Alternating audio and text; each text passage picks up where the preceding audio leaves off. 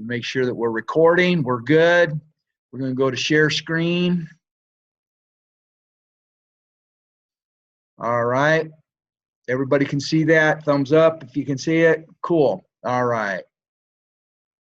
Go ahead and hide the video panel. And we're going to get started. Okay. Welcome, one and all, to another Business Boot Camp with Pat. Today is the 5th of June. Boy, this year's just screaming by. We're almost already halfway through the year. As always, I am your host, Pat Calcagno. That's me. It's when I look a lot better. Anyway, so what we're going to talk about tonight, this has kind of been on my mind for a little bit, so I think it's a real important thing to do, and it's building a business mindset. Like I said a minute ago, I think that no matter what people try to accomplish in life, if you understand that 90% of what you're trying to accomplish is your mental attitude and 10% is the mechanics of it, you can be pretty much successful with whatever you want to try to do.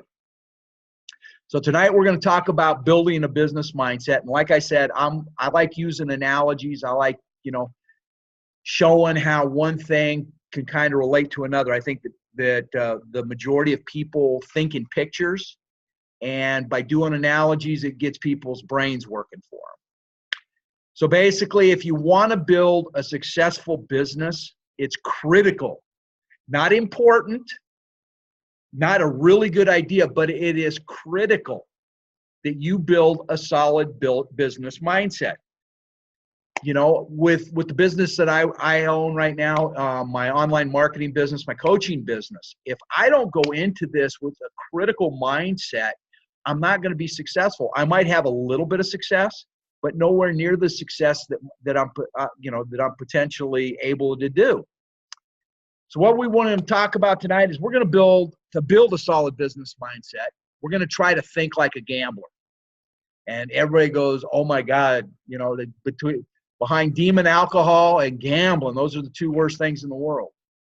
But I want to find out, what can Las Vegas, Sin City, the gambling mecca of the world, teach us about building a successful business mindset? So with that in mind, welcome to fabulous Las Vegas.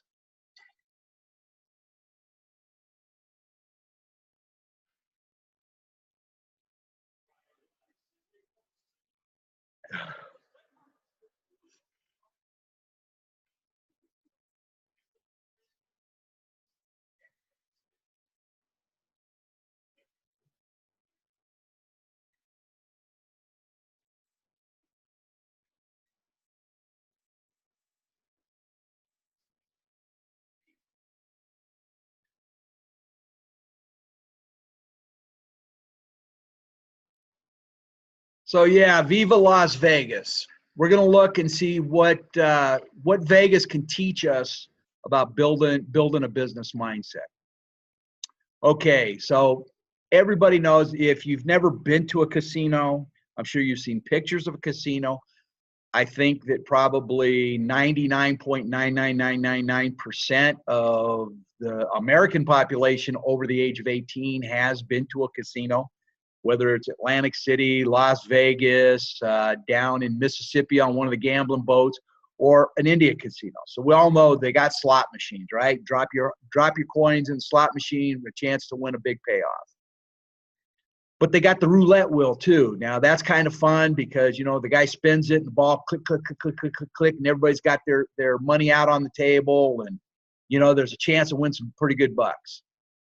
Oh, there we go, 21, blackjack. Okay, now we're getting into the serious stuff. Now we're getting into the ones where everybody's got to sit down at the table, and you're not just playing against the house now, you're playing against other players. Poker. Okay, I'm sure that, late night sitting up, if you're an insomniac, you've seen, on one of the smaller ESPN channels, the World of Poker Championships. They were real popular in the late 90s and the early 2000s. They've kind of lost their popularity a little bit. But I happened to see part of one the other night, and that kind of set the seed for this webinar this evening. Okay, so now we see the 4 of the fairly popular poker games that are available. All right. So building a business mindset by understanding the gambler's mindset. Hang on a second. All right. Hang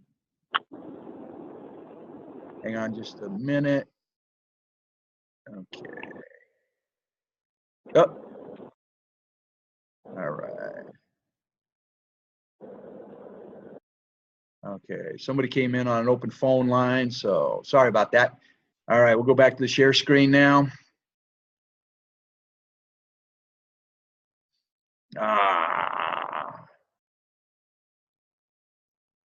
Okay. So how do gamblers become successful? By understanding the odds and by following some basic principles. That's how these gamblers become proficient, professionals, and make their livings by gambling. Okay. Knowing the odds, knowing your odds is critical to making money by gambling. Okay, so the first thing we're going to look at the slot machines. Okay, everybody's grandmother, everybody's mother, everybody and his brother has sat down probably at one time or another and dropped 20 bucks or 100 bucks or 200 bucks into a slot machine, watch the wheels spin, listen to the ding, ding, ding, ding, ding, ding, ding, ding, ding, hoping that they were going to get, the 3 diamonds or the 3 bars, or the triple pay to win that big, huge jackpot. Okay. Well, what a lot of people don't understand is the odds of hitting a winning slot is basically based on the number of reels. That's how many numbers across the face of the slot machine, times how many times each one of those reels stops. So if you want to know what the odds, the standard odds for winning at a slot machine, it's the number of reels times the number of stops. So let's take an average 3-number slot or a 3-reel slot machine. On average, for a 3-reel machine, it's 260,000 to 1. That means that every time you drop a quarter in the machine, those odds never change. So the old wives' theory of, oh, hey, this thing's getting ready to hit. It's getting ready to hit. I can feel it in my bones. I can feel it in my bones. You have the same odds when you sit down and put your first quarter in as you do after you've spent $1,000 on the same machine. 262,000 to 1. I mean, that's kind of insane. All right. Well, how about the roulette wheel? Okay. You always see a lot of people hanging out the roulette wheel. There's numbers and colors, and there's all kinds of different ways to win money. Okay. Well, odds of winning at roulette. Like I said, there's a lot of different ways of winning at roulette. You can either play a single number. You can play a line of numbers. You can play a box of numbers. You can play a red, black. You can play green. So there's a lot of different ways to play. So your odds at winning a roulette are anywhere from 1 to 1 or 35 to 1. And basically 1 to 1 means that for every dollar you put on the table, if that hits, you get $1 back. So usually, since most roulette tables are half red, half black, if you're betting red and black, or if you're betting odd or even, your odds are basically 1 to 1 that you're going to win some money. Now, if you're playing individual numbers, like if you're playing, the date of your birth or whatever, and that number hits, you could win up to 35 times whatever your bet was. So you figure if you have $10 sitting on the table, hey, you can win 350 bucks on one spin. Okay, cool. Now we've just dropped from 262,000 to 1 to 35 to 1. Okay, so our odds are getting a lot better. Okay, blackjack and poker.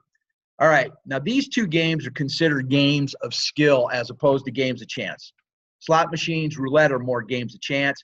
You're depending on the fall of the ball or the roll of the reels.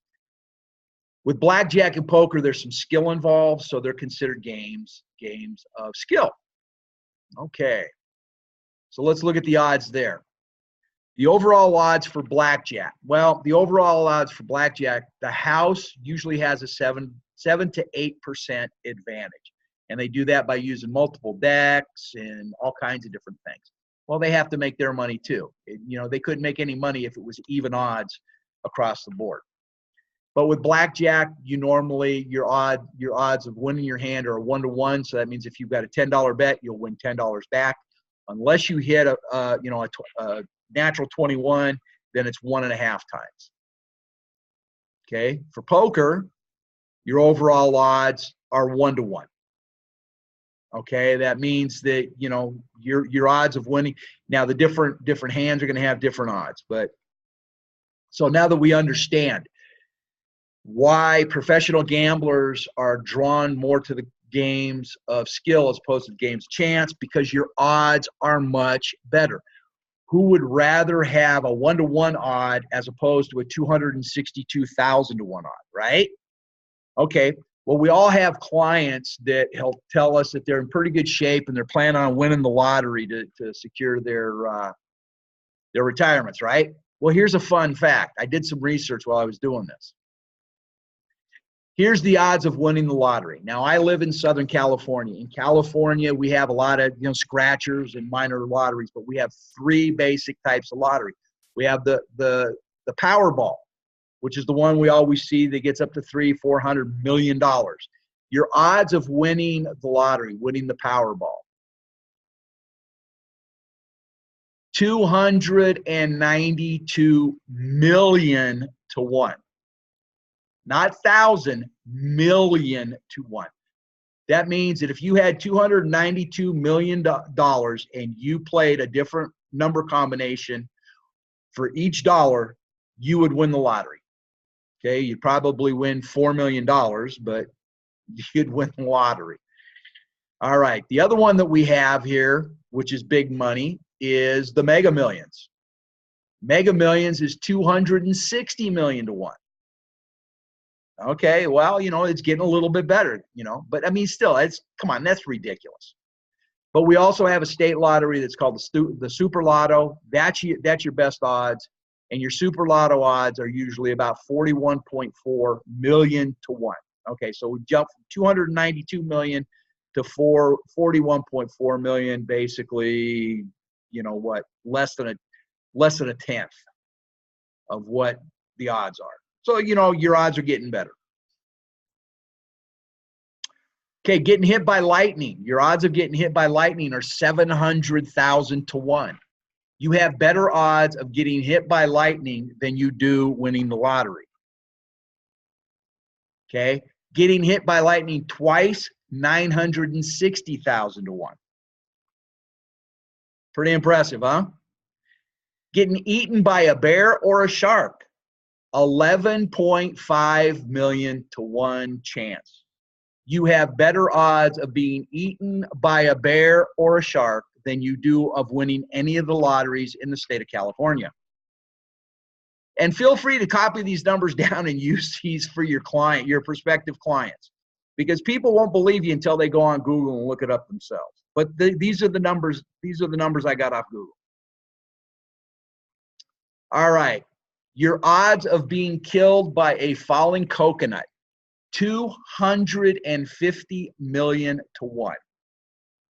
You have a better chance of being killed in California by a falling coconut than you do of winning the Mega Bucks or the Powerball. Pretty ridiculous, huh? And you know what? What's funny is you go into liquor stores and I see the same people every week standing in line, cashing their tickets in and buying, $20, $50 worth of tickets every week. All right. So to become a successful gambler/business owner, you have to follow some basic steps. Okay. Think about the business that you're in. Okay. Yeah, you can go and throw some money at it, get yourself a website and start doing business, but your odds of success are going to be astronomical. So if you want to become successful, you have to do kind of like what the gamblers do. All right.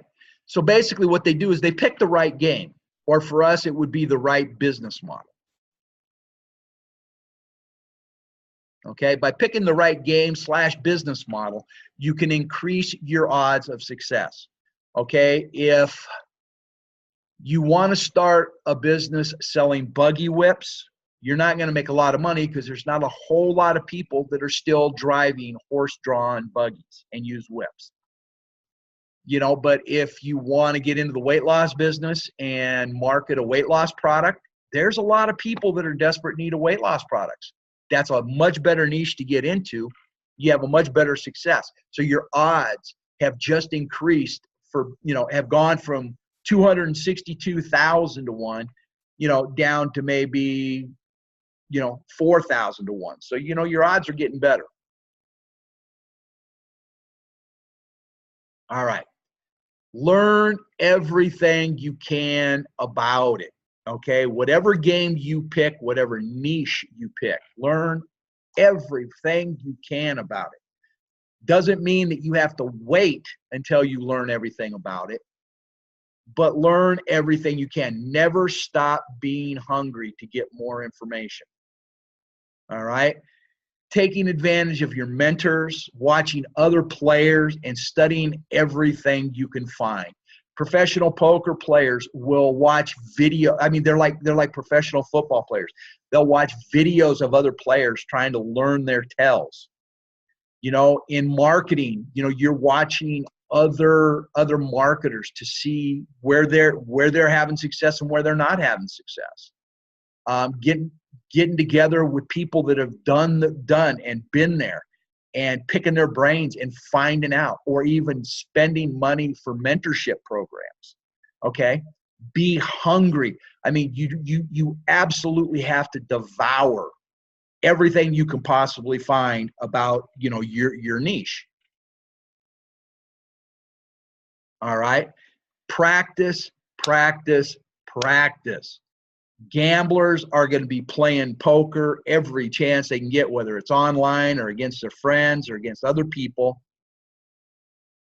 Gamblers play cards. Business owners build businesses. So when I say practice for a business owner, you know what? Write ads. Look at ad copy. And practice. Get people to look at some of the stuff you're doing for your business. Say, hey, what do you think? You know what? If you've got contacts within your niche, and say you're in the health niche and you're selling weight loss products. If you have other people that are selling weight loss products that you're friendly with, ask them. Say, hey, take a look at my ad, or take a look at this campaign and tell me what you think. And hopefully they're going to be honest enough to tell you what's good and what's bad without trying to steal all your good stuff. All right. And then sit down and start playing. All right. The only way that you can be successful, the only way that you can maintain a business mindset is to get in the game. Because the more you're in the game, the more you're gonna be focused on what you're doing. If you're just one toe in, it's not going to work for you. You may have a little bit of success, but it's not going to be really what what you want, what you were hoping for. Okay, so just get in the game. All right. So once you've picked your game, learned what you can about it, practiced, and got into the game, there's some principles that all successful gamblers live by. And I think that we need to understand some of these principles because they can apply to us as business owners. First and foremost, be patient. Okay? Everybody wants to get into business today and tomorrow start seeing the checks roll in. Okay? Now, in my business, in online marketing, we see this all the time. We'll see the person that comes into the business, gets a really good mentor, maybe spends a little bit of money on some ads, and boom, finds that diamond in the rough, finds that one or two people that are just anxious to start their own business or whatever, and just go crazy buying their products. And you say, oh yeah, I just made $15,000 yesterday and I've only been doing this for like 4 hours. It's tough not to get frustrated when you see that. I mean, I'm living proof. I'm telling you right now. I mean, I slog it out. I punch and I work for every penny that I'm earning in my business. But that makes me a little bit more thankful for what I'm getting. Okay, it's not coming easy. So that means that I'm going to appreciate it a little bit more. So be patient. It's not going to happen overnight. You know, even the best gamblers will tell you that it takes a long time before they get in there and they start becoming very, very good at what they do. Okay? Understand, sometimes you win, sometimes you don't. Okay? Sometimes your marketing is going to pay off, sometimes your marketing is not going to pay off. You know, sometimes you're going to think that you just landed a great client, and only to find out that a week later they changed their mind and take all their money back. It happens. Try not to let it affect your brains. I live by the adage that if you can understand what some of the possible pitfalls are along the road, when they happen, you're not going to be surprised, and it's not going to affect you, hopefully, as strongly as it would if you weren't aware of it. So just remember, sometimes you win, sometimes you don't. Okay. Like Kenny Rogers said, know when to hold and know when to fold.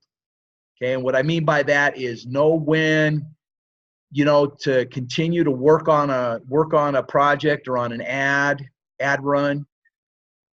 And then when to look at something and say, you know what, this isn't working, this is not paying off, I need to shut it down. It's part of doing business. I mean, we could go broke putting money into stuff that's not paying us off. Okay, so if it's not bringing us a return, you got to know when to shut stuff down. So that you got to know when to hold them and know when to fold them. And last but not least, this is for me, and I'll give you a little before I open this next slide. Let me give you a little backstory. Okay. My grandfather, my dad's dad, was a gambler. He was a poker player when I was a kid growing up. And he was very, very good at what he did. I don't know if he's in the professionals category, the ones that are playing today, but for the time, for back in the 60s, he was a really good poker player, and he made some good money playing poker. And of course, being a grandchild and being a boy, when I was about 6, 7 years old, we would sit down with our grandfather and he would try to teach us how to play poker. And he would give us life lessons, and he'd teach us, the difference between a pair and a straight and a flush, and all the different stuff. So this next one that I'm going to open up was, for him, it wasn't a principle. It wasn't something this was a rule. This was a life rule. This was something that he said that if you didn't understand this, then you would never be successful as a gambler. You'll never be successful at life. So I think for me, this comes down to this one sentence. Scared money never wins. Now, what do I mean by that? If you've ever spent time in a casino, especially if you've gone to Vegas or Atlantic City or down to the riverboats and sat at a blackjack table or one of the card tables, invariably you will see somebody that will walk up and put ridiculous money. Now you're sitting at a $10, a $5, or a $10 blackjack table, and you'll see this fool walk up and throw $200 or $300 on the table. Now, normally that means that you want change, you want chips. No, these guys want to play that they want to be big shots. They want to play $300. Well, after they lose 3 or 4 hands like that, you'll hear them muttering under their breath, oh, I got to get even. And basically what they're doing is they're chasing their losses. So what they're doing is they're trying to bet big in the hopes that they're going to hit one time and it's going to cover all their losses. Kind of like the people that are going out and playing the lottery. They're hoping they can hit that one huge lottery and wipe out, 30, 40, 50 years of bad decisions and bad money management. Okay? For our business, Okay, me personally, I'm going to talk about my business. I don't know how your businesses are or what you guys are doing in your businesses. But in my business, I spend money on advertising. Okay? I spend money to make my business run. I understand it is a business, and as such, business costs money to run. Okay? I can't start, if I want a business that's not going to cost me very much money, then I need to go out and put a lemonade, get a folding table and put a lemonade stand out in front of my house and hope that I'm going to make $1 million. It's not going to happen. But I also know that if I go into my ads and say, oh my God, if all I have left is $1,000, I got to hit something, because if I don't, then I'm hosed. I'm screwed. Okay, well, that's scared money. If the money you're using to pay for your business is money that's supposed to be paying for your mortgage, for money that's supposed to be paying for food for your family, money that should be used to pay your bills, but you take it, you're robbing Peter to pay Paul to keep your advertising going. I can almost guarantee you, one or two people may get lucky and hit something decent, but the majority of people will never make any money that way. Okay? Because that's scared money. If you're afraid to lose that money, you're gonna. When I go to Vegas, okay, when we were in Vegas for our Supercharged Summit back in February, I took a couple $100 extra with me, and I said, okay, this is money for me to go gamble. If I don't have it in my pocket when I go home, it's not that big a deal. And that's what I did.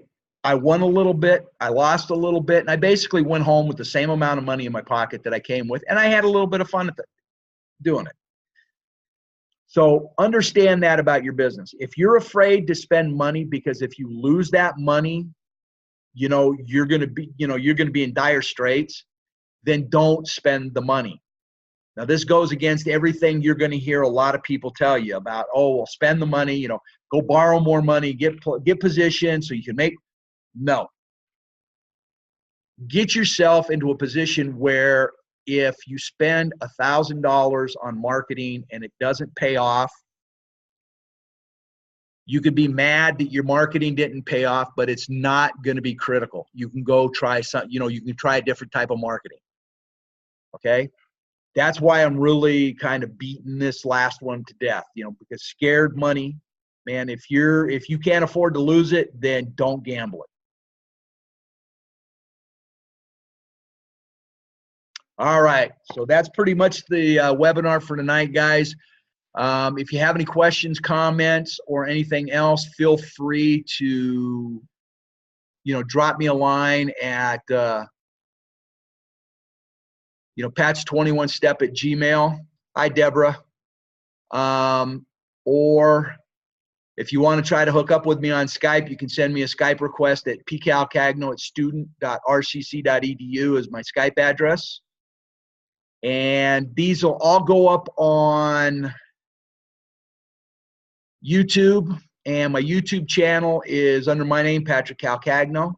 So hopefully I'll get this up on YouTube later on this evening. And if you want to go see some of the other ones that we've done, take a look at some of the other training that we posted up from the Business Boot Camp. Those are all on Pat's 21 step or at patrickcalcagno.com. Okay, so that's it for that portion. Go ahead and close that down. Unmute. All right. Okay, so anybody got any questions? Any comments? You want to tell me that I'm full of crap? That's fine. I don't care. I hope you guys enjoyed what we got going on here. Like I said, I'm not a coach.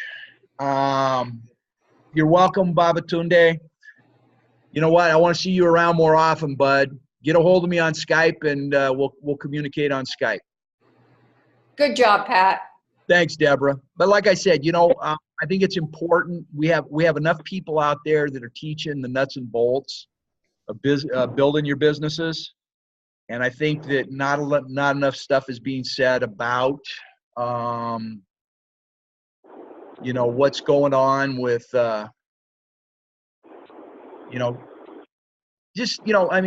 being ready to to build a business. And for me, I'm a big mindset guy. And like I said earlier, I think it's really critical, and I think it's really important that you understand that if you're gonna take the time to build yourself a business, then take the time to get your mind in the place it needs to be so you can build your business, so you can be successful. Those of you that have raised kids understand what it's like to be in that mind frame. I mean, there's times when you just wish you could have an out-of-body experience and just let the robot deal with the kids, but you can't do it. You have to be in here to deal with the kids. And sometimes it's easy, sometimes it ain't. I think this helps, Pat, because you're reassuring people that you're going to have successes, you're going to have failures. You just need to be in the right mindset to accept those and continue on. And absolutely. And one of the reasons that I decided to do this is, just for the last couple of weeks, the cosmos, whatever you want to call it, have just been kicking me in the gut. I mean, every time I feel like I'm an inch or two or a step or two ahead, it feels like I just slid back 4 or 5 steps. And I sat back and I go, okay, well, I can do like I've done a million other times in my life and just, F it, I'm done. I don't want any more of this crap. I'm tired of it. Or, I can fight for what I want, and that's what I'm doing is I'm trying to fight through it. And that's what we need to do is you need to understand that it's not going to last forever. You just keep putting one step in front of the other and doing what you need to do. All right.